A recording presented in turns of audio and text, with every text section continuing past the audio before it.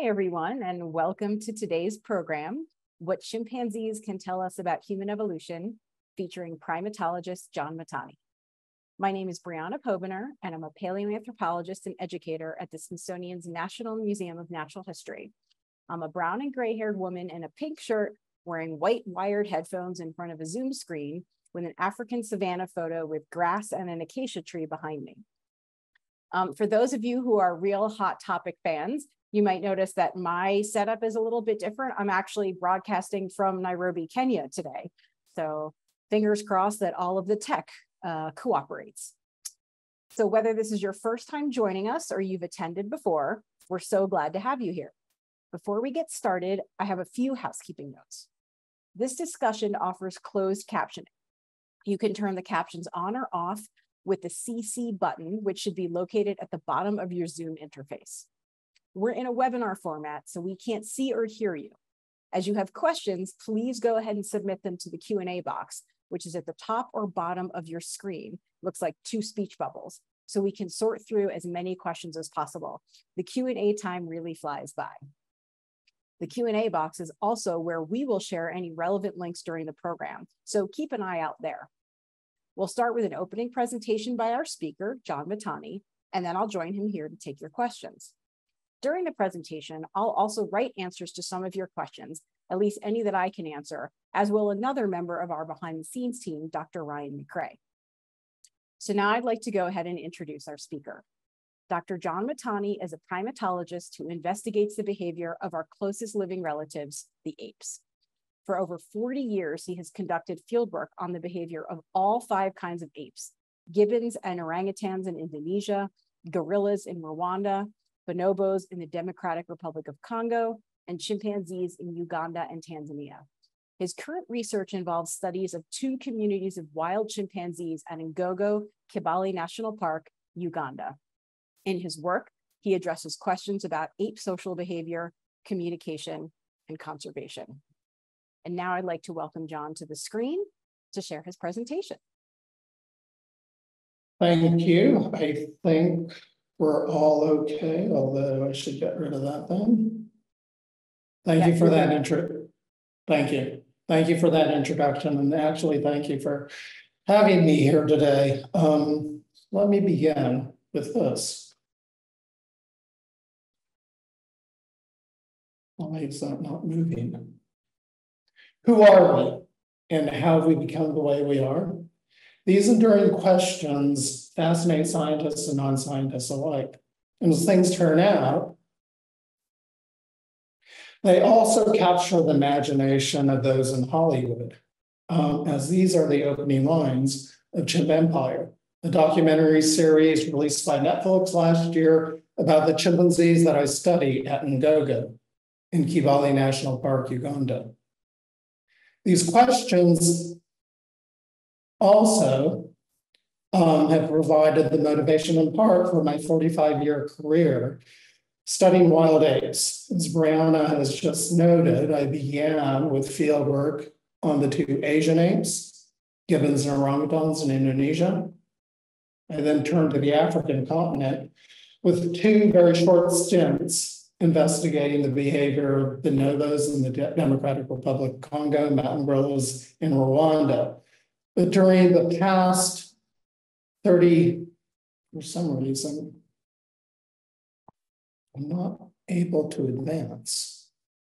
I'm sorry. Hey, John, that's okay. John, yes. your cursor is on the other screen. So see if you can move it over maybe that. I have it here now. Awesome. There, sorry. During the past 33 years, I've actually devoted most of my time to the study of wild chimpanzees. First in the Mali Mountains in Tanzania, and during the past 28 years, I've been actually engaged in a long-term continuous field studies of the chimpanzees at Ngogo. My work with chimpanzees, I think, has prompted Briana to ask me to be here today to talk a little bit about how we can use chimpanzees to inform us about our evolution. Now, part of the relevance of chimpanzees to the story of our evolution derives from the fact that they, along with their sister species, the bonobos. These animals are humankind's closest living relations.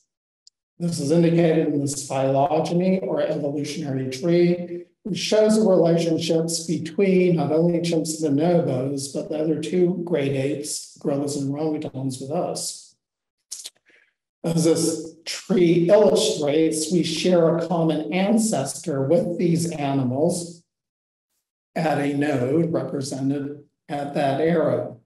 Currently, there continues to be debate about the exact time we split from chimps and bonobos, but best guesses today place that time anywhere between 6 to 13 million years ago.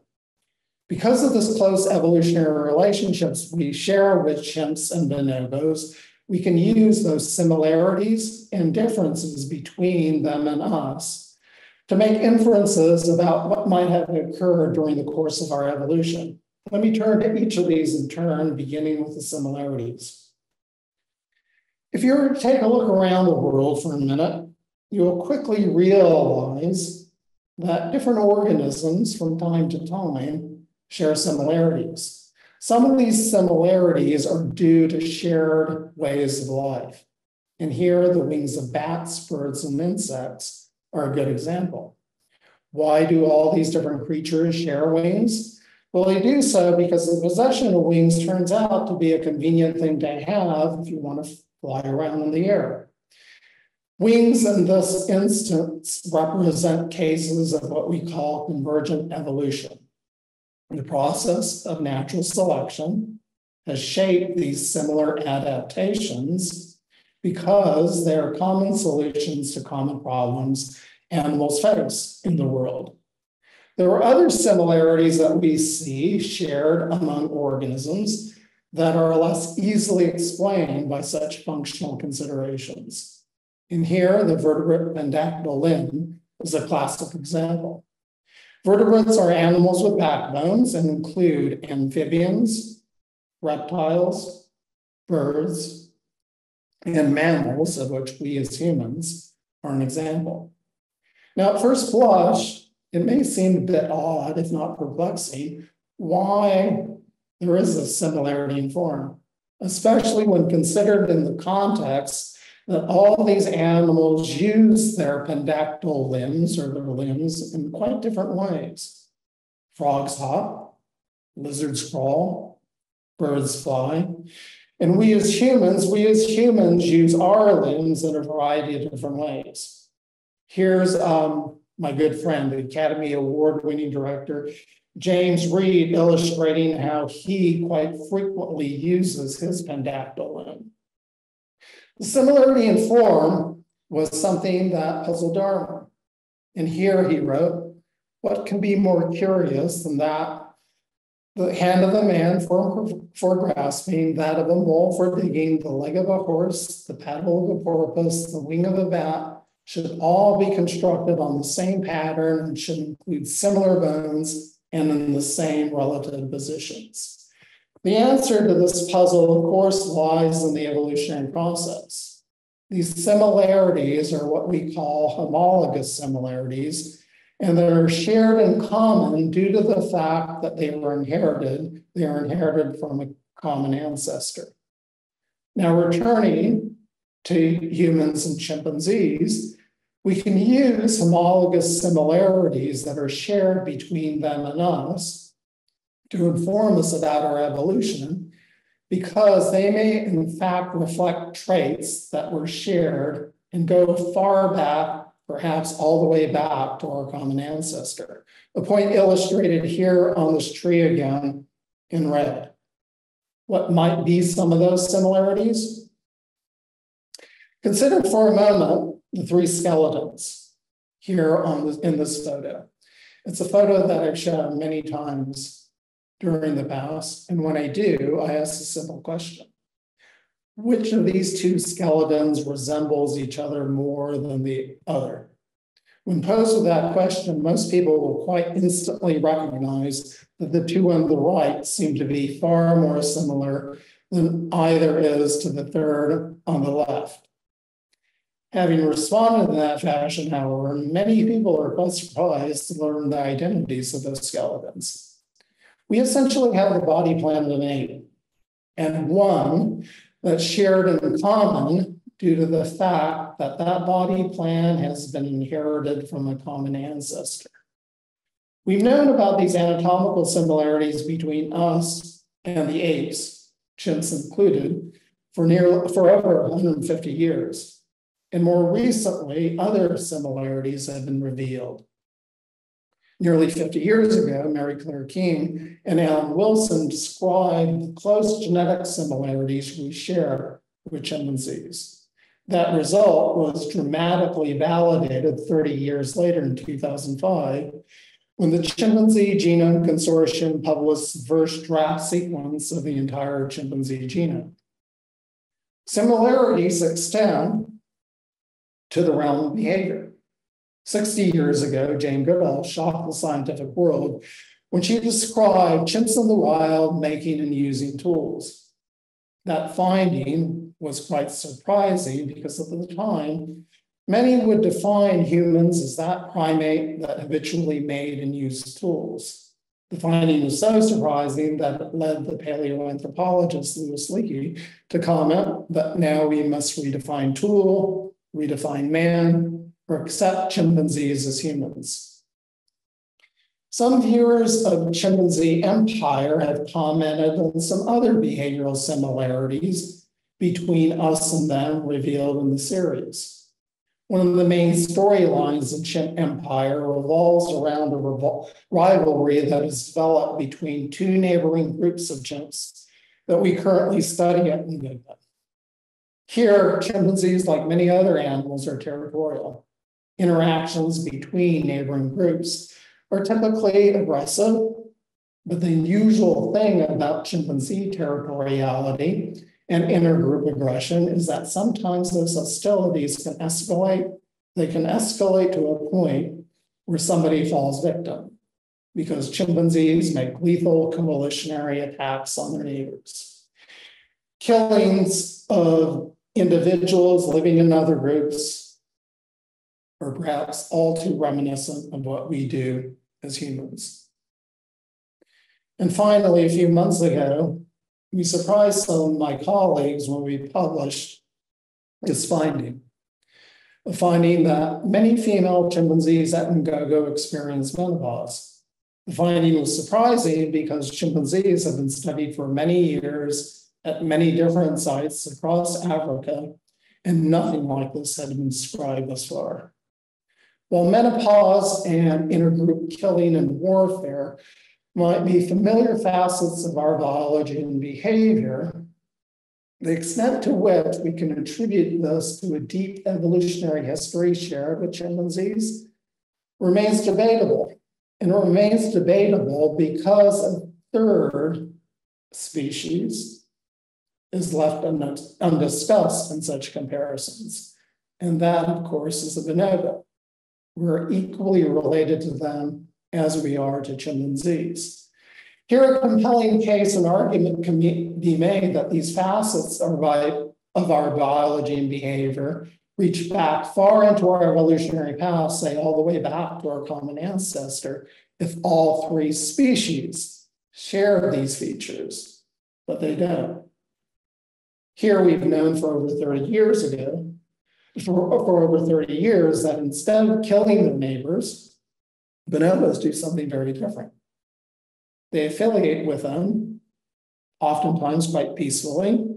There have been recent reports by my colleagues Liran Samuni, Martin Serbeck, as well as observations at another study site in the Democratic Republic of Congo, describing chimpanzees in different groups cooperating with each other, and observations of members of different groups hanging out for days, weeks, and even months, moving about the forest together. And while our observations of menopause in female chimpanzees at Ngogo are certainly interesting, this has not been described in the life of the wild bonobos. It's for reasons such as this that I've long thought that it's really the differences instead of the similarities between chimps and us that provide far more insights into our evolution.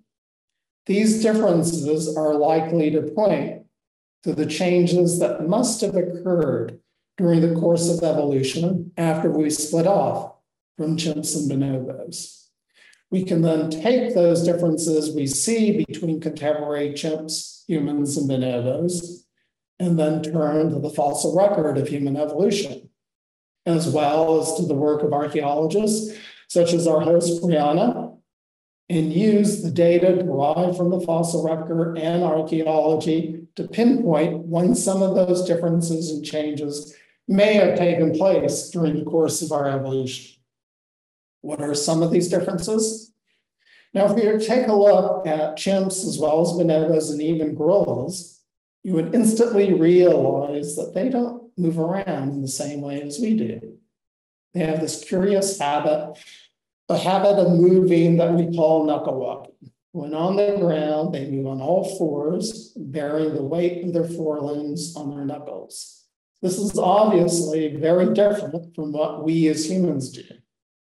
We move around in upright fashion, bipedally, on two legs.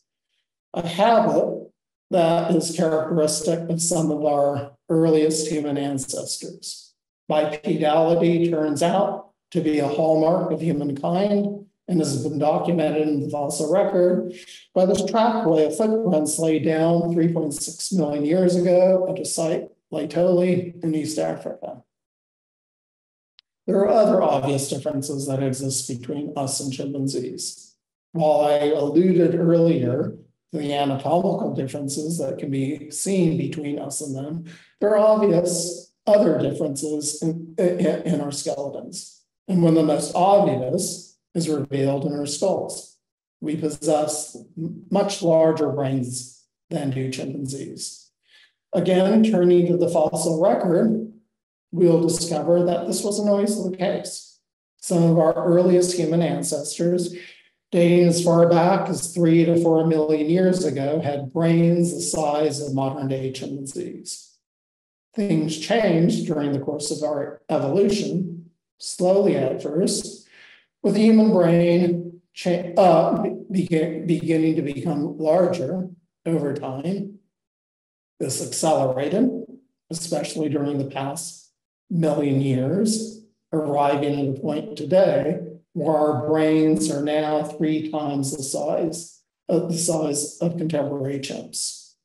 This increase in brain size, as well as some internal rewiring of our brains, has undoubtedly led to all the behavioral differences we currently see between chimps and humans. I actually got my start studying the behavior of chimps, investigating their vocal communication. And when I did, it didn't take me very long to realize that they have limited abilities in this regard. They do communicate with other chimps by using calls and gestures, sometimes in some subtle ways, but nothing that they do in this regard can be compared to what we do when we use a spoken word and communicate with each other via language. Some viewers of Chimp Empire have been impressed by the apparent advanced cognitive abilities and skills revealed in the series. And this is true, and been validated through studies of chimpanzees in the wild as well as captivity. But still, there's a gap. And I might argue that their cognitive abilities are limited with regard to what we call a theory of mind. This is a concept taken from the study of psychology that refers to the capability of being aware of the knowledge, thoughts, and perceptions of others. Here it's quite clear that chimpanzees know a lot about themselves and about their external world, but what is unclear is whether they can attribute that knowledge, thoughts, and perceptions to others. In other words, chimps know a lot about themselves, but it's unclear whether they know that others know. The situation is obviously different with us. Our cognitive and intellectual abilities far exceeds that's what's shown in chimpanzees or in fact, any other animal, and has undoubtedly contributed to us becoming the dominant species on Earth, something that may or may not be self-evident in this photo. There are two other major behavioral differences between chimpanzees and us. Chimpanzees and other animals display rudimentary forms of culture. In chimpanzees, this is most obviously manifest in the different tool-making traditions they display between groups. And human cultural change, say, in terms of stone tool technology, has been documented by archaeologists. If you go back as far back as almost 3 million years ago, you will find that the toolkit used by our human ancestors is relatively simple, consisting mostly of only these chopping tools. Things change quite gradually over thousands of years of human evolution, with a human toolkit becoming a bit more complicated in form. And all these changes during the first few million years of our evolution change gradually. But human cultural change is very, very different today.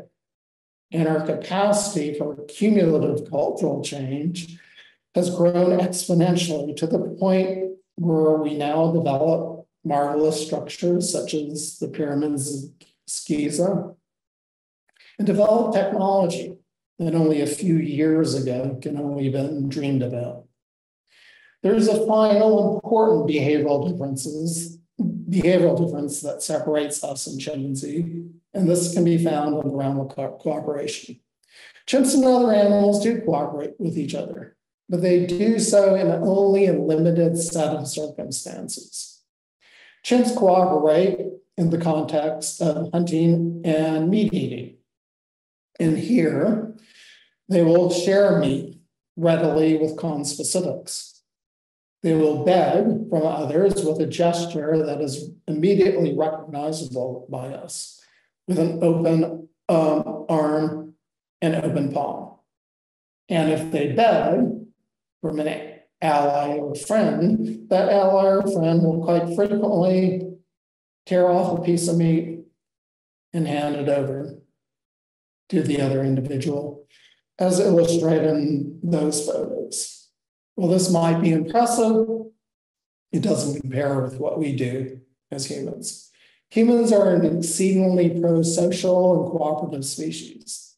And the thing that we do that you'll never see in the lives of chimpanzees, or for that matter, in the animal kingdom, is that we will go out of our way, sometimes to help complete strangers. A few weeks ago, at the start of the year, there was a massive earthquake in Japan. And what do we see in cases like this? We oftentimes see individuals come to the rescue, helping other individuals who they don't know. Let me return to the two questions that I started with. Who are we, and how have we become the way we are?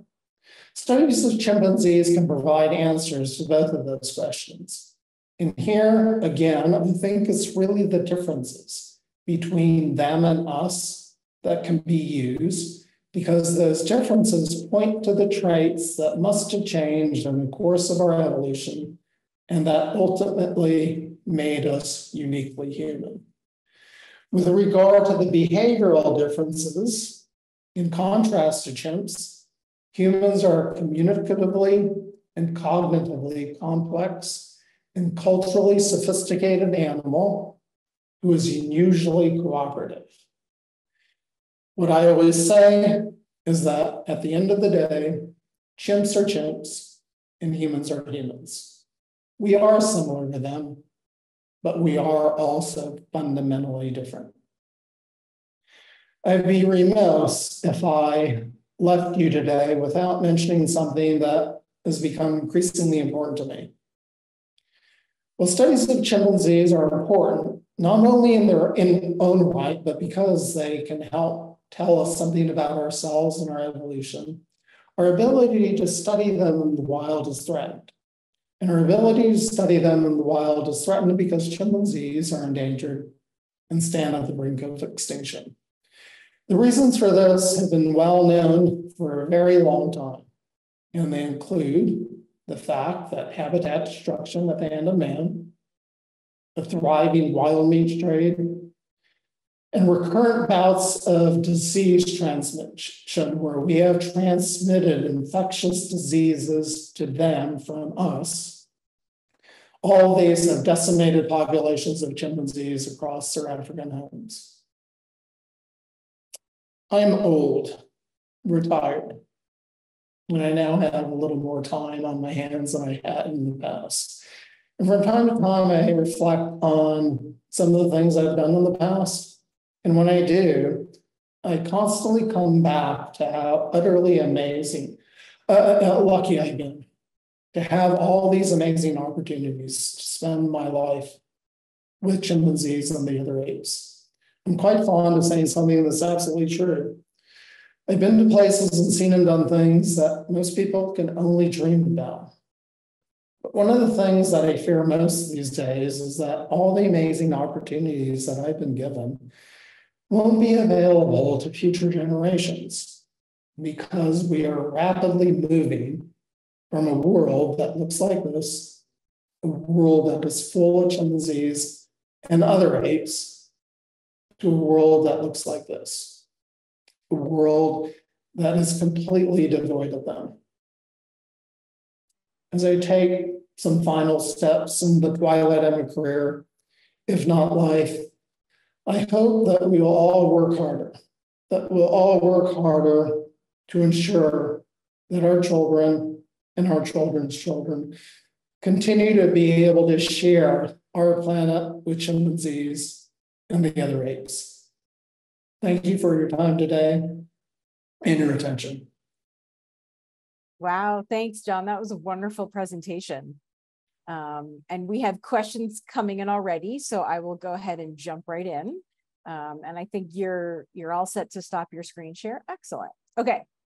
So the first question I'll ask comes from John, who asks, what factors inhibited chimps and bonobos from evolving at, whoops, hold on, the question just disappeared. There we go.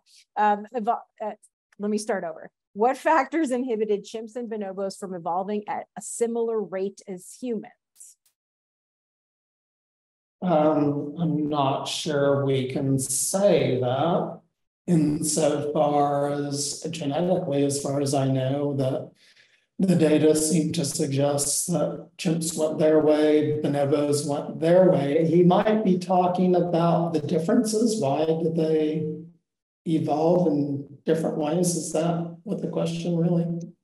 I'm not sure, but it might be just maybe sort of the sophistication of humans in the way that we think about ourselves versus chimps and bonobos, maybe?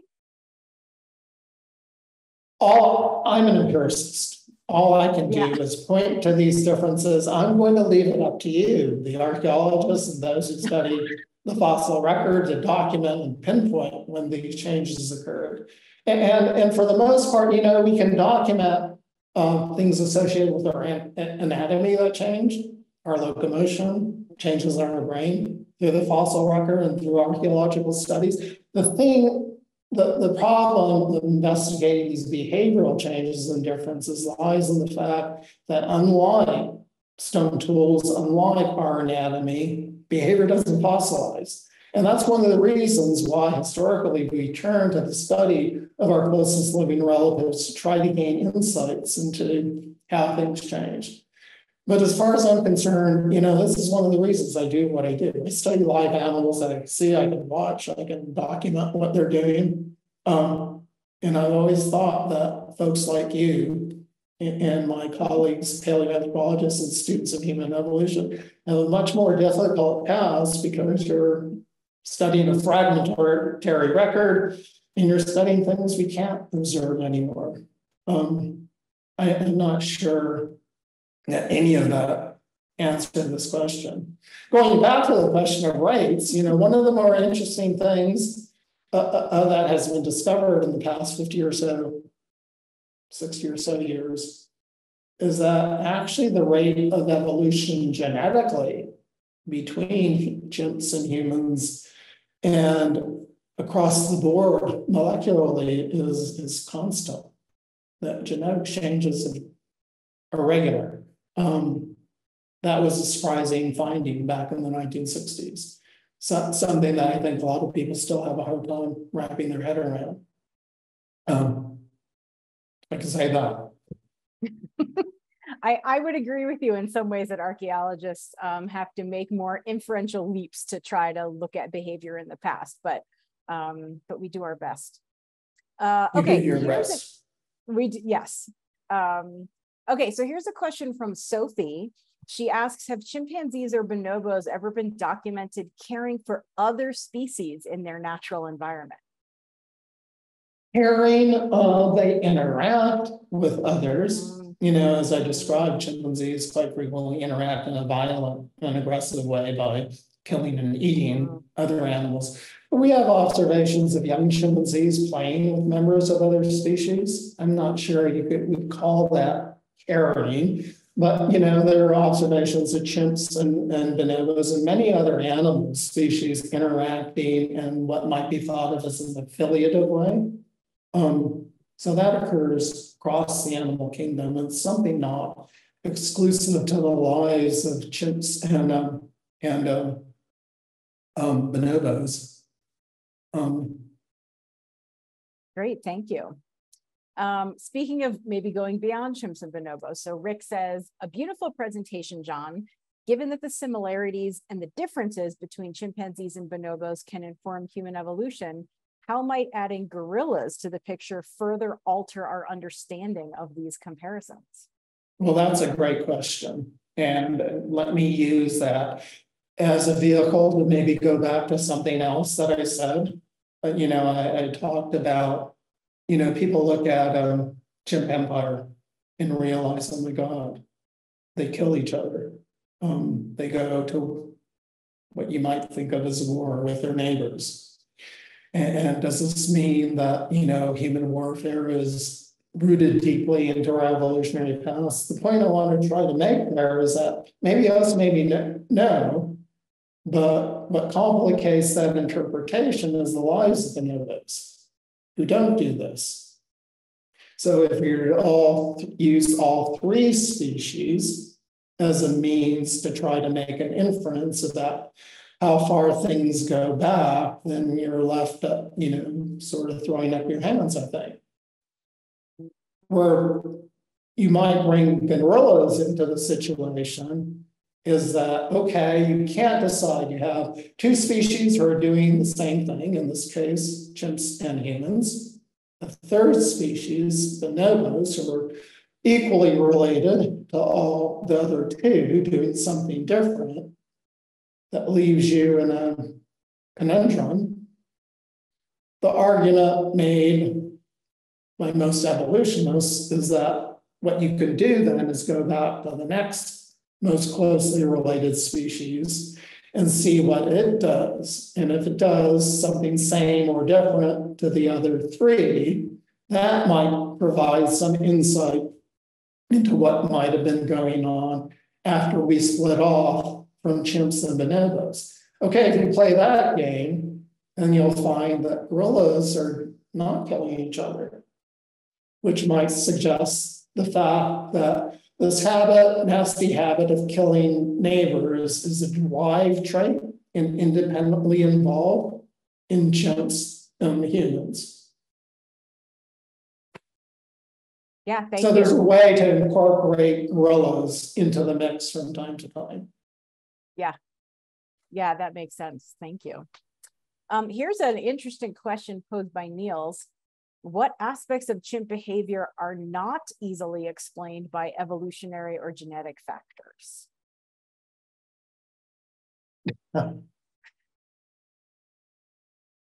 Well, I am an evolutionist, biologist, primatologist. I would say, well, chimps do so many things that I can't explain. And that's why I continue to study them for over 30 years. I would say at the end of the day, chimps, much more so than us, are biological creatures. And even with us, you have to consider our genetic history, our evolutionary past to explain us. So I'm not sure what I refer to. I'm drawing kind of a blank on this one. That's okay. I'll continue with another question. We can always, if something pops into mind, we can always go back to it. So here, sort of going back to the question before a little bit, Ellen asks, do you have any idea why bonobos are so much less aggressive than humans and gorillas and chimps? Not at all. They evolved independently. Something I did not mention is that chimpanzees and bonobos have lived separate lives for some time, insofar as they're found in completely different places.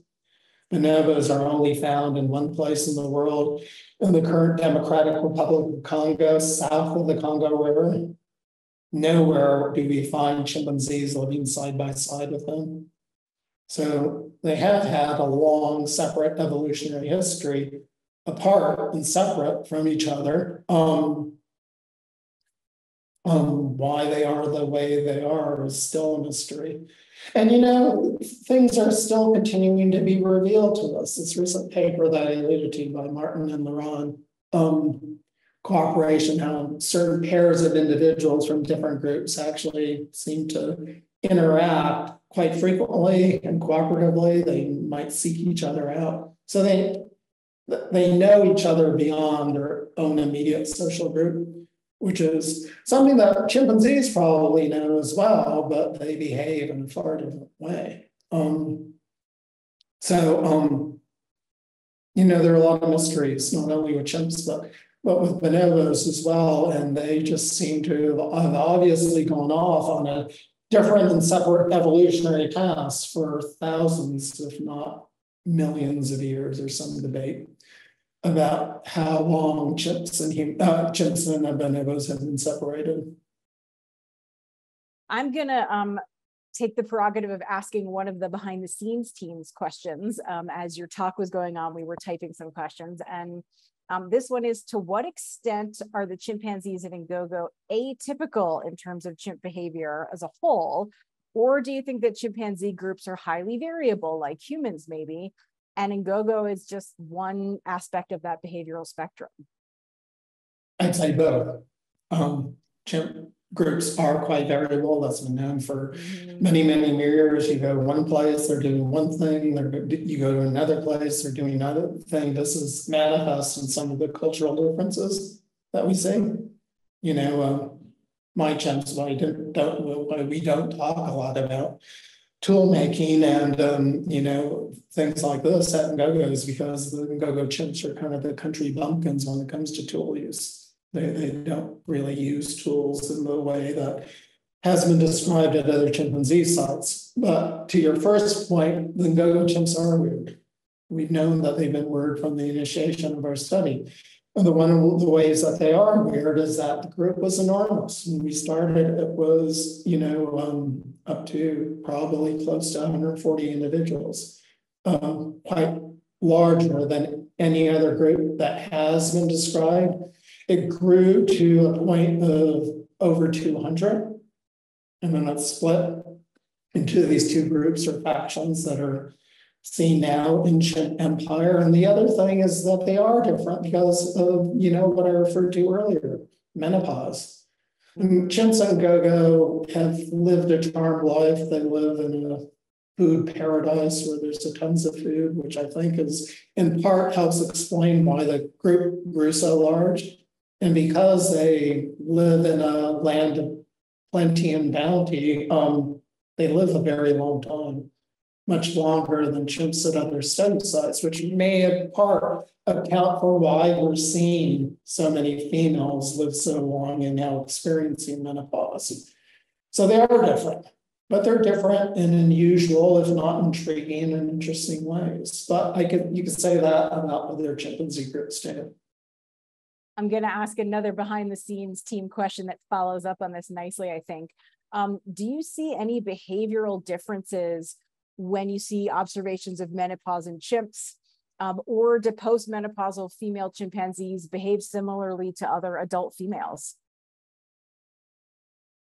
Well, the one obvious anatomical manifestation that you see, and we've known about for many years, and what alerted us to the fact that some of these changes going on. Some of your viewers may be familiar with the fact that when female chimpanzees come into reproductive condition, they develop these big pink swellings on their backsides. Several of our early on, we recognized that, some of these female chimps look very old and they stop swelling. They stop swelling for periods much longer than a typical birth interval. So that's one thing. Your questioner might be asking, do these old females then start grandmothering?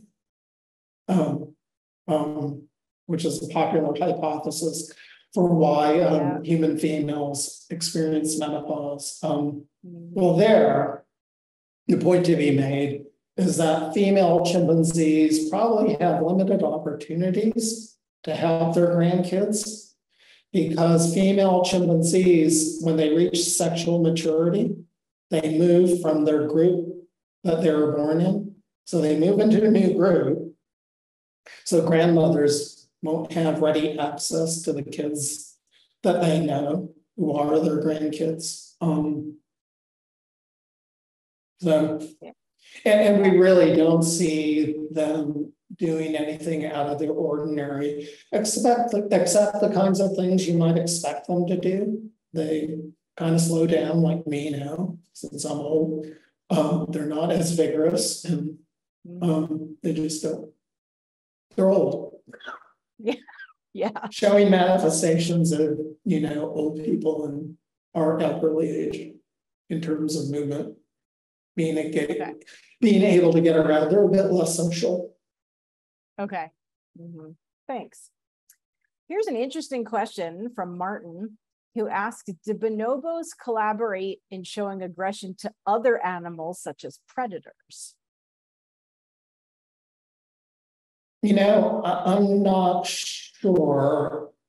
One of the problems in addressing that question is that I'm not sure that bonobos have been studied in habitats where predators still exist.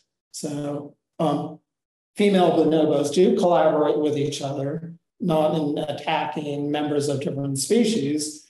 But one of the things I didn't mention is that female bonobos, male chimpanzee life is dominated by male aggression and male striving for dominance.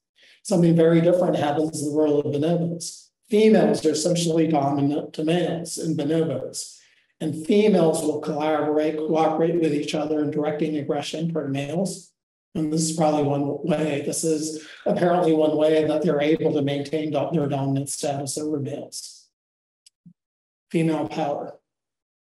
Yet another way that bonobos are different from chimps, if not humans.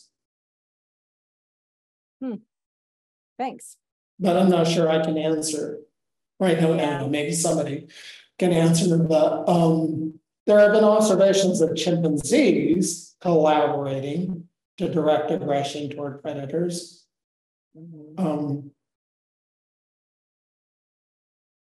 Years ago, can I talk about an anecdote? Absolutely. Years ago, when I was at Mahali, there were leopards in the area. Middle of the day, I was out by myself as a human. I was lounging around with a group of chimpanzees who are generally quite lazy when they sleep at any and all opportunities that they can get, perhaps like humans. And I'm sitting in the midst of a group of 30 chimpanzees. Everybody's just completely sacked out. They're dead to the world. And I'm starting to drift off myself. And then all of a sudden, a leopard roars from down in the valley, not too far, maybe about 100 meters down the hill. Everybody gets up. They're alert. Interestingly, nobody called. Nobody said a word.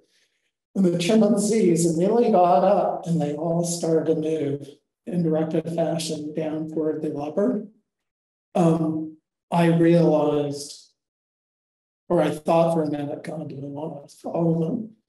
And I quickly realized that, hell, if we found a leopard, then I'm okay, but they're going to take care of business. We didn't find the leopard, but there have been other observations made by other people where chimpanzees will mob leopards and other predators. So that occurs in chimpanzees. I can't think of the offhand.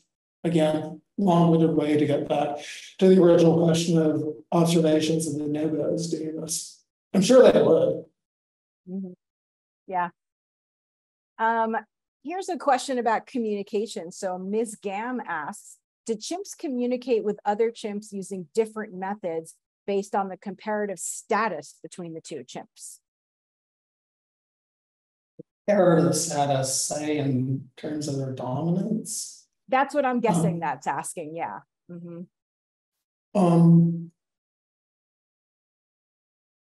Can't think of anything offhand, but I will mention that several years ago, I worked with one of my friends and colleagues, Simone Pica, who's an expert in gestural communication.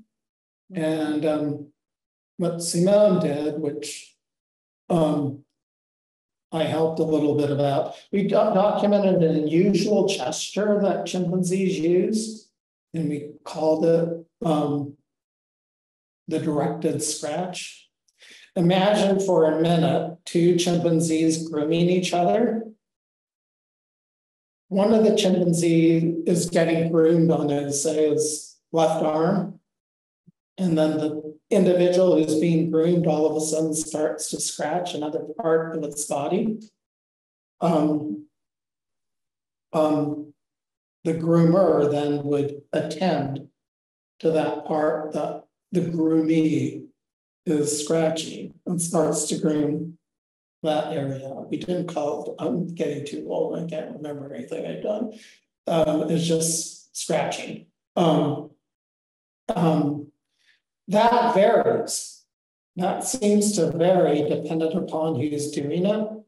If two individuals have a close and tight relationship, individuals that you might think of as friends, if an individual who's being groomed by another friend does that, that friend will go to that spot. But if two individuals who don't seem to have as close a relationship do that, then the groomer will ignore it. So there's a situation where a communication signal might vary dependent upon who's doing what with whom.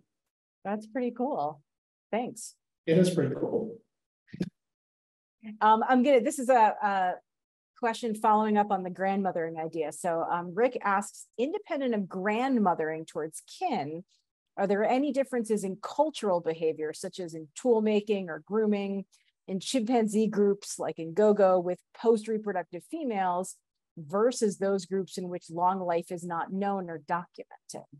So behavioral differences with, Yeah, again, I would say that the only group of chimps that have been studied where we have a large collection of elderly females is Ngogo. And as I indicated before, I'm not sure we can say that these females are doing anything that might be thought of as culturally different, besides aging gracefully. Excellent. Yeah.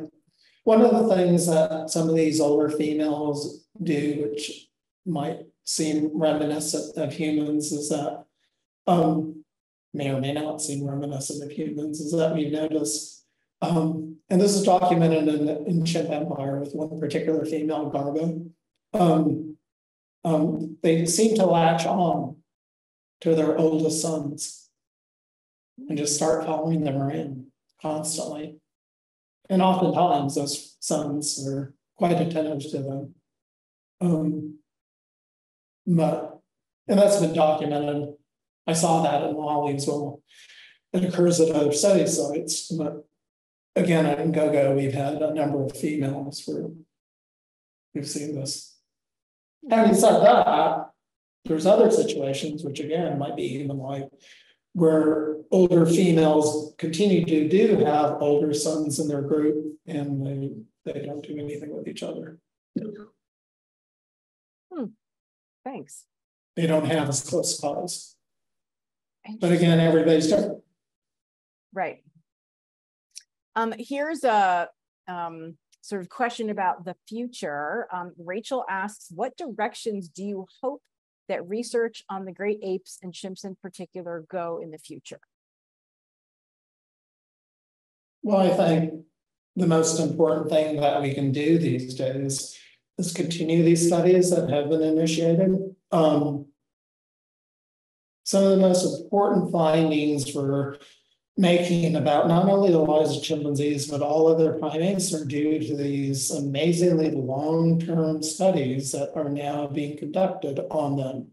You know, the fact that female chimpanzees at Ngogo experience menopause is something that I could have never dreamed about 28 years ago when we started this. And, you know, again, I'm old and have a 45-year career doing this, is that we're discovering things about these animals now that I just would have thought would have been absurd when I started as a graduate student. And the reason why these long-term studies are important is because primates like us live very long lives. You know, Jane Goodall's study of Kibale is now into its 60th, past its 60th year. And some of our chimpanzees at Ngogo, though, seem to reach ages older than that. So even with a study that long, might not span the entire life of certain chimpanzees. So the more we do, the more we find out. And it's important to continue these studies for sort of the untold secrets they still have to tell us. So this is a great follow-on. This is one of our behind-the-scenes teams questions. If you could get unlimited funding and support to conduct one study in chimpanzee or bonobo behavior, what one question would you want to answer? Oh God, that's too hard to ask. That's too hard. I'm not the kind of person who has favorites or everybody asks me, who's your favorite chimp? I'm not sure. That's a hard question. That's fair. Oh, so it's not something, and plus yes. I'm at the end of my career and I don't think about these things anymore. well, if I had unlimited funds to do one thing, I try to do more as I enter the stock really by trying to protect and save chimps. Yeah. I'm going to pick up on the favorites. Do you have a favorite memory with one of your chimpanzee subjects that you'd like to share? This is another one of our behind the scenes questions. Well, I was asked to pick a favorite a few years ago in writing a memoir of my life and times with chimps, and the individual that I discuss is the individual that I show here in my when I stop my video.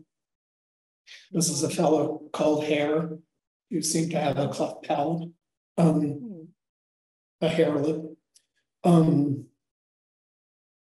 But he showed us a lot initially at the study of the Ngogo chimpanzees. He was a very high ranking you know, seemingly benevolent chimpanzee as chimpanzees go. He would what might be described as a nice guy, if there are such things in chimp life. A journalist called me up last week to talk about things, and he brought up the story that I've told before about how Hare seemingly went into mourning after his best friend Ellington disappeared and died. Hare was a very high-ranking male chimpanzee. He was quite gregarious, as most high-ranking chimpanzees would be. He was always in the mix. He was always around. If there's a hunt, he was there. Whatever the chimps were doing, Hare was right there in the mix. But after Ellington disappeared and died, he seemed to go in what I can't help but think of as mourning, insofar as he just seemed to drop out. He became less social. He just went off in the forest by themselves. for days, if not on end, and took quite a long time to seemingly recover. So that's entirely anthropomorphic, but I don't care anymore. So thinking about relationships or relevance for humans, actually, I'm going to ask another behind the scenes question. So you spoke about how chimpanzee behavior, especially at Ngogo, is a fair comparison to human behavior, but also that bonobos have a lot in common with humans that chimpanzees do not. So given how different our three groups are, chimpanzees, humans, and bonobos, how do you think we can best reconstruct the behavior of our common ancestor? Do you think any of these three species is kind of the closest analog?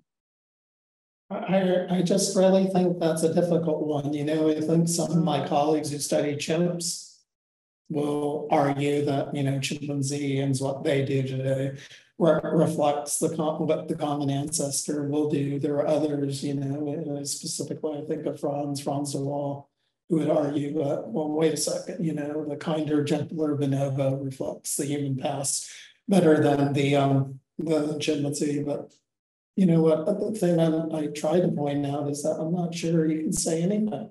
You know, you might play the game you were playing earlier and then resort back to the gorilla to try to reconstruct things. And that's maybe the best thing to do. But that was an argument that David Pilbeam and, you know, Richard Wrangham made years ago. And I think it's still the proper game to play, but I'm not sure anybody's really played that game and done that kind of in-depth analysis that might inform us about the behavioral features that reach back to our common ancestry with chimps and bonobos. That's probably the way to go. Yeah, well, that's a good study left to be done, or yet to be done, I think. All right, I think we have time for probably two more questions. The first one I'm gonna ask might be a little tricky or sensitive. So Steve asks, does evolutionary biology, and I would say probably here specifically about chimpanzees or bonobos, tell us anything about the origins of racism and sexism in humans? Boy, that's one that I've never been asked. Racism, hard to say, because there aren't the same kinds of analogs within chimp or bonobo groups because they're so small relative to humans and human societies. Sexism, perhaps, but again, you know, we see different things. We see chimp society being dominated by males. We see bonobo society being dominated by females. I would argue, at least in contemporary times, we see human society being much more patriarchal than matriarchal. But again, you know, we have a situation where things are varying across the three species, so who knows? Yep, fair answer. So I think sort of towards the end of your talk also, this is relevant. Ellen asks, what's being done to try to preserve all the ape species in Africa and around the world? Well, different things. I will say, I have a paper coming out on Monday, currently under embargo. Pardon me. Currently under embargo, will be out. We make some suggestions about what we can do. We need to work much harder. You know, historically, the mechanism or the way we try to protect apes is to simply build a fence around them, protect them in national parks.